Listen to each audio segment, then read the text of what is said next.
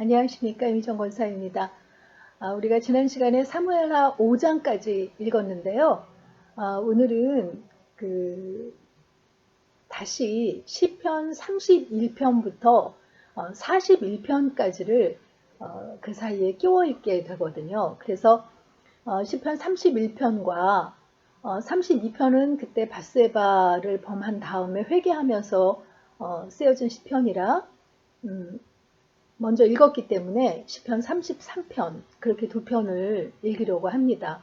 시편 31편은 고통 가운데 주의 도우심을 노래하는 그런 내용으로 되어 있고요. 시편 33편은 하나님을 찬양해야 할 이유에 대해서 다윗이 노래하고 있는 시편입니다. 시편 31편은 다윗의 시, 그래서 인도자를 따라 부르는 노래라는 표제어가 있어요. 그러니까 다윗이 고난을 당할 때 하나님께 올려드렸던 시인 것이죠. 그것이 나중에 이제 인도자를 따라 부르는 그 표준 찬양이 됐고 하나님의 말씀으로 기록된 것을 볼 수 있습니다. 1절을 보면 여호와여 내가 주께 피하오니 라고 되어 있는데 내가 주께 피하오니 라는 그 표현은 시편에서 굉장히 자주 사용되는 표현이죠. 다윗이 피할 수밖에 없는 그런 도피 생활을 많이 했기 때문에 고난의 과정을 많이 겪었다는 그런 의미예요. 그런데 중요한 것은 다윗이 피할 곳이 하나님이라는 것을 정확하고도 분명하게 알았다는 거예요. 사실 우리가 피해야 할 상황을 당할 때 어떻게 피하느냐보다 어디로 피하느냐가 훨씬 중요하잖아요. 우리가 어려운 상황에 처하게 됐을 때 처음에는 하나님을 신뢰하는 듯 하다가 이내 다른 방법을 찾게 되는 그런 경우가 많은데 다윗은 한결같이 시편 여러 편에서 보이듯이 정말 한결같이 하나님만을 의뢰하는 그런 모습을 볼 수가 있습니다. 그렇다면 다윗은 하나님을 어떤 분으로 여기고 있었기에 하나님께로 피한다고 고백했을까 보면 3절에 보면 주는 나의 반석과 산성이시니 라고 고백하고 있어요. 다윗은 그 사울 왕으로부터 수년 동안 도피 생활을 하면서 그 광야와 산으로 많이 피해 다녔잖아요. 그렇기 때문에 그 반석이나 산성의 장단점에 대해서 아주 경험을 많이 했었던 것으로 보입니다. 사울이 보낸 군인들이 쫓아올 때 피할 곳이 없다고 생각했는데 마침 주변에 큰 바위가 있어서 그 뒤에 숨어서 위험에서 벗어나게 되었을 때 그 바위를 거기에 두신 하나님께 깊은 감사를 올렸겠죠. 또 그 사울의 군대가 쫓아올 때 그와 함께 했던 사람들이 600명이나 됐다고 하고 그 가족들까지 합하면 그 수가 훨씬 많았을 것이기 때문에 그들은 그 산 중턱에 보다는 훨씬 더 높은 곳에 거해야 위험으로부터 피할 수 있었을 거예요. 그래서 산성을 짓고 머무르는 경우가 많았기 때문에 반석과 더불어 산성이 얼마나 안전한 곳인지를 경험할 수 있었다는 것이죠. 하나님이 바로 그런 분이라는, 반석과 하나님이 또 산성 같은 분이라는 것을 고백하면서 그러므로 주의 이름을 생각하셔서 나를 인도하시고 지도하소서라고 고백하고 있는 것이죠.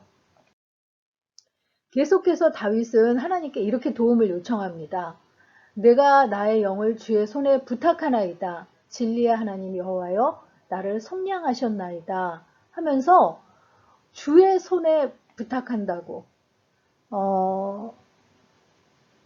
또 그 8절에도 보면 나의 원수를 수중에 가두지 아니하셨고 내 발을 넓은 곳에 세우셨음이니이다 하면서 사울 왕이나 대적자들의 손이 아무리 커도 하나님의 손보다 크지 않음을 알고 있기에 자신을 건져 올려서 넓은 곳, 안전한 곳으로 세워주시기 것을 확신하면서 부탁하고 있는 것을 볼 수 있습니다. 그렇다면 다윗의 지금 상황이 어떻기에 그가 그렇게 하나님께 피하고 싶었고 하나님의 하나님의 능력을 간절히 구했는지를 한번 보게 되는데 9절에서 그것을 잘 설명하고 있죠. 여호와여 내가 고통 중에 있사오니 내게 은혜를 베푸소서. 내가 근심 때문에 눈과 영혼과 몸이 쇠하였나이다 라고 고백하고 있습니다. 사울 왕으로부터 피할 때도 그렇고 그 다윗의 일생 가운데 그가 그 처절한 상황에 그 처해 있던 경우가 많았는데 그때 하나님께 은혜를 베풀어 달라고 구하고 있는 것을 볼 수 있습니다. 다윗의 처절한 상황은 여기서 끝나지 않고요. 11절에 보면 내가 모든 대적들 때문에 욕을 당하고 내 이웃에게서는 심히 당하니 내 친구가 놀라고 길에서 보는 자가 나를 피하였나이다. 이렇게 표현하고 있거든요. 잘 모르는 사람에게 외면을 당하고 공격받는 것도 힘든 일이지만 아는 사람이나 이웃에게 가까운 사람에게 당하는 것은 훨씬 더 상처가 크다는 것을 저희가 알고 있죠. 그래서 다윗은 그 대적에게 뿐이 아니라 이웃과 친구에게도 버림을 받고 외면당해서 고통스러워하고 있다고 이렇게 고백을 하고 있습니다. 그래서 다윗은 이렇게 호소하죠. 14절에 보면 여호와여 그러하여도 나는 주께 의지하고 말하기를 주는 내 하나님이시라 하였나이다. 나의 앞날이 주의 손에 있사오니 내 원수들과 나를 핍박하는 자들의 손에서 나를 건져주소서 하면서 하나님 앞에 고해요. 아무리 자신의 상황이 비참하고 처절할지라도 하나님을 신뢰하고 있는 것을 지금 고백하고 있는 거죠. 다윗이 하나님의 사람이라고 인정받는 것은 어떤 상황에서 끝까지 하나님을 믿었다는 것이에요. 자기가 곧 복수하겠다고 말하지 않아요. 항상 하나님께 의뢰하며 하나님께서 갚아주실 것이라고 이렇게 고백하고 있는 것을 볼 수 있습니다. 그래서 결국은 이 시편 31편의 그 마지막도 이렇게 마무리하고 있는 것이죠. 너희 모든 성도들아 여호와를 사랑하라. 여호와께서 진실한 자를 보호하시고 교만하게 행하는 자에게 엄중히 갚으시느니라. 여호와를 바라는 너희들아 강하고 담대하라 하면서 어떤 그 실패들 가운데서도 다윗은 뚜렷하게 하나님만을 바라보는 그런 훈련을 되풀이해 왔기 때문에 결국은 이렇게 여호와를 사랑하라고 하나님께서는 결국 그에게 피하는 자에게 보호하는 힘이 되어주시고 교만한 자에게는 갚아주시는 분이라고 이렇게 고백할 수 있는 그런 그 믿음의 하나님의 사람이 된 것이죠. 그래서 결국은 여호와를 바라는 너희들아 강하고 담대하라 이렇게 결론을 맺고 있습니다. 우리 시편 31편 읽고 계속 이어가도록 하겠습니다. 31편 여호와여 내가 주께 피하오니 나를 영원히 부끄럽게 하지 마시고 주의 공의로 나를 건지소서. 내게 귀를 기울여 속히 건지시고 내게 견고한 바위와 구원하는 산성이 되소서. 주는 나의 반석과 산성이시니 그러므로 주의 이름을 생각하셔서 나를 인도하시고 지도하소서. 그들이 나를 위하여 비밀이 친 그물에서 빼내소서. 주는 나의 산성이시니이다. 내가 나의 영을 주의 손에 부탁하나이다. 진리의 하나님 여호와여 나를 속량하셨나이다. 내가 허탄한 거짓을 숭상하는 자들을 미워하고 여호와를 의지하나이다. 내가 주의 인자하심을 기뻐하며 즐거워할 것은 주께서 나의 고난을 보시고 환난 중에 있는 내 영혼을 아셨으며 나를 원수의 수중에 가두지 아니하셨고 내 발을 넓은 곳에 세우셨음이니이다. 여호와여 내가 고통 중에 있사오니 내게 은혜를 베푸소서. 내가 근심 때문에 눈과 영혼과 몸이 쇠하였나이다. 내 일생을 슬픔으로 보내며 나의 연수를 탄식으로 보내며 내 기력이 나의 죄악 때문에 약하여지며 나의 뼈가 쇠하도소이다. 내가 모든 대적들 때문에 욕을 당하고 내 이웃에게서는 심히 당하니 내 친구가 놀라고 길에서 보는 자가 나를 피하였나이다. 내가 잊어버린 바 됨이 죽은 자를 마음에 두지 아니함 같고 깨진 그릇과 같으니이다. 내가 무리의 비방을 들었으므로 사방이 두려움으로 감싸였나이다. 그들이 나를 치려고 함께 의논할 때에 내 생명을 빼앗기로 꾀하였나이다. 여호와여, 그러하여도 나는 주께 의지하고 말하기를 주는 내 하나님이시라 하였나이다. 나의 앞날이 주의 손에 있사오니 내 원수들과 나를 핍박하는 자들의 손에서 나를 건져주소서. 주의 얼굴을 주의 종에게 비추시고 주의 사랑하심으로 나를 구원하소서. 여호와여, 내가 주를 불러 싸우니 나를 부끄럽게 하지 마시고 악인들을 부끄럽게 하사 스올에서 잠잠하게 하소서. 교만하고 완악한 말로 무례히 의인을 치는 거짓 입술이 말 못하는 자 되게 하소서. 주를 두려워하는 자를 위하여 쌓아두신 은혜, 곧 주께 피하는 자를 위하여 인생 앞에 베푸신 은혜가 어찌 그리 큰지요. 주께서 그들을 주의 은밀한 곳에 숨기사 사람의 꾀에서 벗어나게 하시고 비밀이 장막에 감추사 말다툼에서 면하게 하시리이다.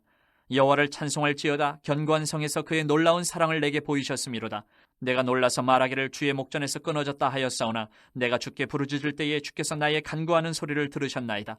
너희 모든 성도들아, 여호와를 사랑하라. 여호와께서 진실한 자를 보호하시고 교만하게 행하는 자에게 엄중히 갚으시느니라. 여호와를 바라는 너희들아, 강하고 담대하라. 이어지는 시편 33편은요.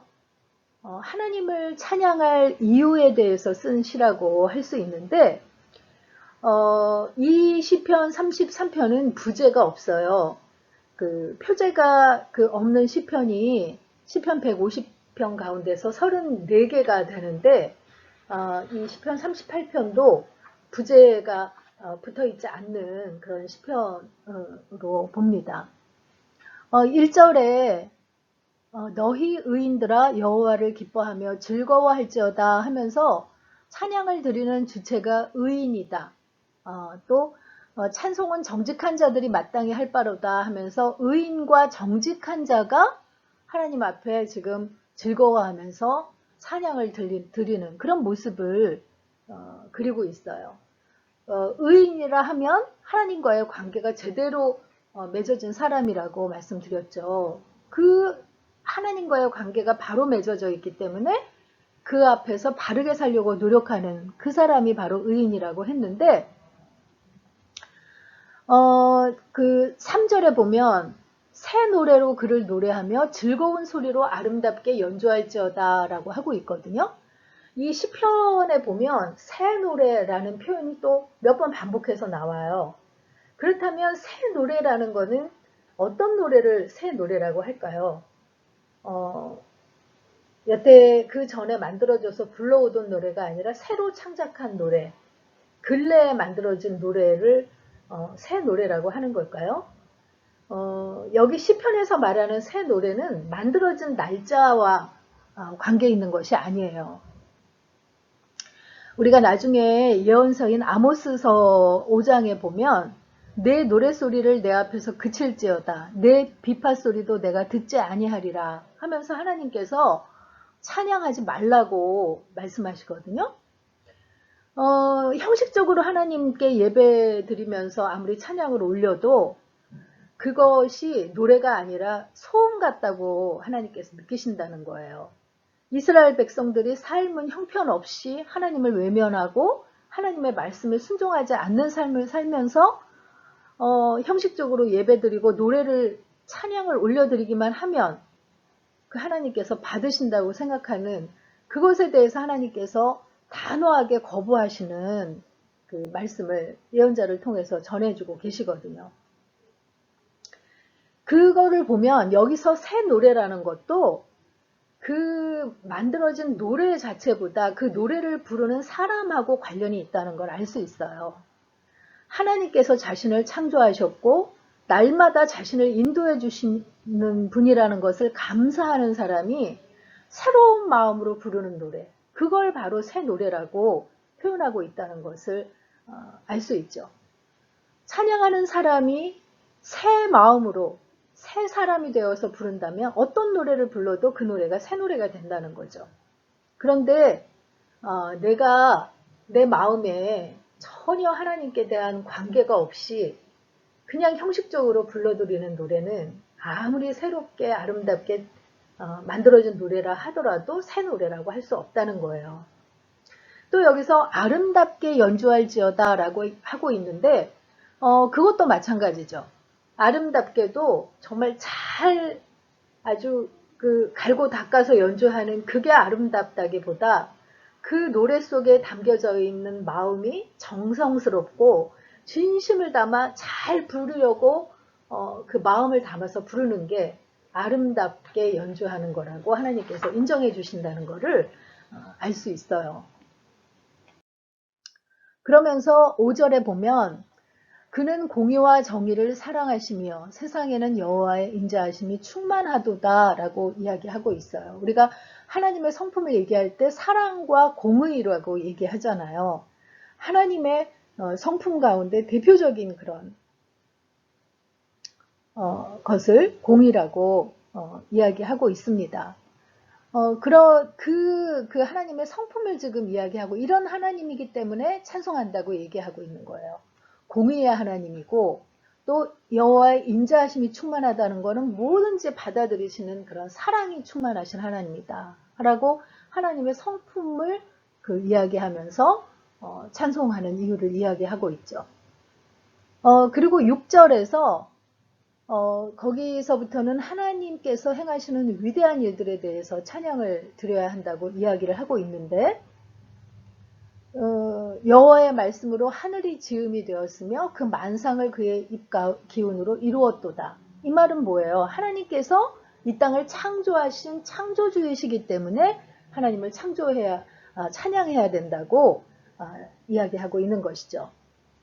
사람이 행할 수 있는 일에 비해서 하나님께서 행하시는 일이 얼마나 크고 다른지에 대해서 10절, 11절에 대해서 증거하고 있습니다. 여호와께서 나라들의 계획을 폐하시며 민족들의 사상을 무효하게 하시도다 하면서 아무리 그 나라나 민족이나 대단한 그런 그 계획이 있다 할지라도 하나님의 여호와의 계획과는 비교할 수 없다는 거예요. 여호와의 계획은 영원히 서고 그의 생각은 대대로 이룰 것이라고 이렇게 표현을 하고 있습니다. 결국은 모든 것이 하나님의 계획대로 이루어져 간다는 것을 다윗이 노래하고 있는 것이죠. 그래서 이 시편 33편에서도 결론적으로 이렇게 노래하고 있죠. 여호와여 우리가 주께 바라는 대로 주의 인자하심을 우리에게 베푸소서 하면서 하나님을 찬양하는 이유가 창조주 하나님이시기 때문에 그렇고 여러 가지 행하신 일들 때문에 또 하나님의 성품이 어떠하시기 때문에 찬양을 올려야 할 이유가 이렇게 많은데 그런 하나님께서 우리에게 인자하심을 베풀어 달라고. 여기 인자하심은 히브리어로 헤세드잖아요. 인자하심이라고 여기 지금 번역이 돼 있지만 이게 자비, 하나님의 사랑, 뭐 여러 가지 그런 것들이 포함된 단어라고 할 수 있잖아요. 다른 말로는 또 하나님의 은총이라고 할 수 있는데 그런 하나님이 부어주시는 은총이나 은혜나 자비나 인자하심이나 사랑이 없이는 살아갈 수 없는 존재가 바로 우리 인간들이기 때문에 하나님께서 우리에게 인자를 베풀어 달라고 이렇게 간구하고 있는 것이죠. 그래서 오늘의 묵상 포인트는요. 허락하신 우리의 삶의 자리에서 새 노래를 불러드리는 하루가 되기를 기도합니다 라고 잡아봤는데요. 우리가 어떤 모양으로 어떤 자리에서 살아가든 우리의 속사람이 하나님을 기뻐하고 하나님을 바라보며 바른 관계를 맺어가는 그런 새 사람으로서 하나님을 찬양하는 그런 새 노래를 불러드리는 하루가 되기를 기도하는 마음입니다. 시편 33편 읽고 오늘 마치도록 하겠습니다. 33편. 너희 의인들아 여호와를 즐거워하라. 찬송은 정직한 자들이 마땅히 할 바로다. 수금으로 여호와께 감사하고 열줄 비파로 찬송할지어다. 새 노래로 그를 노래하며 즐거운 소리로 아름답게 연주할지어다. 여호와의 말씀은 정직하며 그가 행하시는 일은 다 진실하시도다. 그는 공의와 정의를 사랑하시며 세상에는 여호와의 인자하심이 충만하도다. 여호와의 말씀으로 하늘이 지음이 되었으며 그 만상을 그의 입 기운으로 이루었도다. 그가 바닷물을 모아 무더기같이 쌓으시며 깊은 물을 곳간에 두시도다. 온 땅은 여호와를 두려워하며 세상의 모든 거민들은 그를 경외할지어다. 그가 말씀하심에 이루어졌으며 명령하심에 견고히 섰도다. 여호와께서 나라들의 계획을 폐하시며 민족들의 사상을 무효하게 하시도다. 여호와의 계획은 영원히 서고 그의 생각은 대대에 이르리로다. 여호와를 자기 하나님으로 삼은 나라 곧 하나님의 기업으로 선택된 백성은 복이 있도다. 여호와께서 하늘에서 굽어보사 모든 인생을 살피시며 곧 그가 거하시는 곳에서 세상의 모든 거민들을 굽어 살피시는도다. 그는 그들 모두의 마음을 지으시며 그들이 하는 일을 굽어 살피시는 이로다. 많은 군대로 구원 얻은 왕이 없으며 용사가 힘이 세어도 스스로 구원하지 못하는도다. 구원하는 데에 군마는 헛되며 군대가 많다 하여도 능히 구하지 못하는도다. 여호와는 그를 경외하는 자 곧 그의 인자하심을 바라는 자를 살피사 그들의 영혼을 사망에서 건지시며 그들이 굶주릴 때에 그들을 살리시는도다. 우리 영혼이 여호와를 바라며 그는 우리의 도움과 방패시로다. 우리 마음이 그를 즐거워하며 우리가 그의 성호를 의지하였기 때문이로다. 여호와여, 우리가 주께 바라는 대로 주의 인자하심을 우리에게 베푸소서.